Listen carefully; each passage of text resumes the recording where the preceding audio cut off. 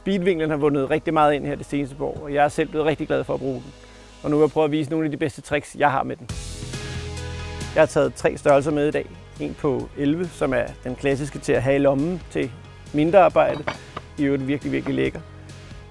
En på 18, det er den, der altid ligger i værktøjskassen, som er uundværlig efterhånden. Og så en på 30, som efter min mening er det bedste land at skære op af, fordi den er så stor. Og jeg kan lige prøve at vise, hvordan. Når man skærer med speedvinklen, så er det en kæmpe fordel, synes jeg, at skære, så jeg har det mest mulige land mod mig selv. Så er jeg sikker på, at saven den ligger mere stabilt, når jeg skærer. Det kan jeg på vinkelret på 90 grader og på selvfølgelig 45 grader den her vej her. Men alt hvad jeg laver på speedvinklen, der foregår alt ud fra det her pivothjørne. Det vil sige, at jeg skal skære noget på 20 grader, så vil jeg lægge den ned her. Finde mine 20 grader over på tabellen herovre. Hvis jeg laver en streg her, så ved jeg, at det er den streg, jeg ligesom skal fjerne. Hvis jeg skærer de her 20 grader, så skal jeg kende afstanden fra min land til min klinge. På den her sav, der er det 40 mm. Så det kan jeg rykke ind her. Der bruger jeg den her tabel herover. Rykker herover. Der. Gør det en gang til på de 20 grader. Og så kan jeg egentlig snit lige der.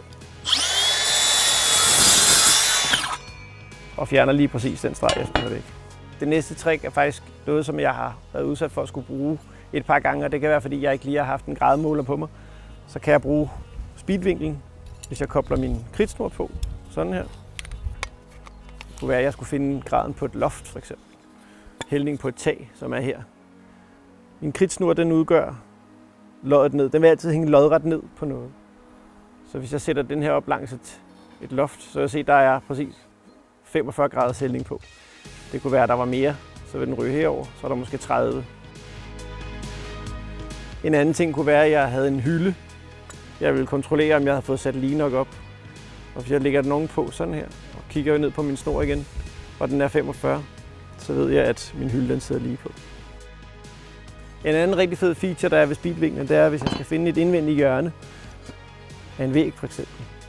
Der kan jeg lægge min speedvinkel op her, inde i et hjørne. Streg med blyant, det kan jeg jo altid viske ud alligevel. Vippe over her.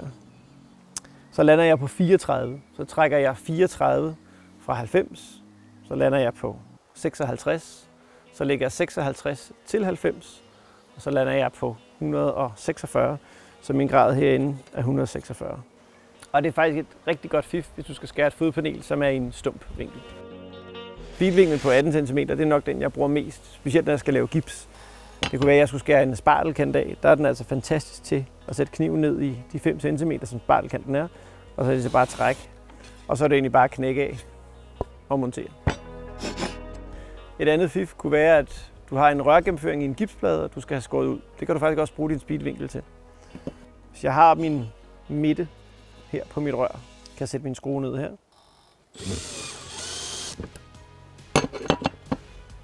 Jeg antager mit rør, det er 5 cm i radius. Så det er 1, 2, 3, 4, 5. Holder den op her, og så er det egentlig bare at svinge rundt her.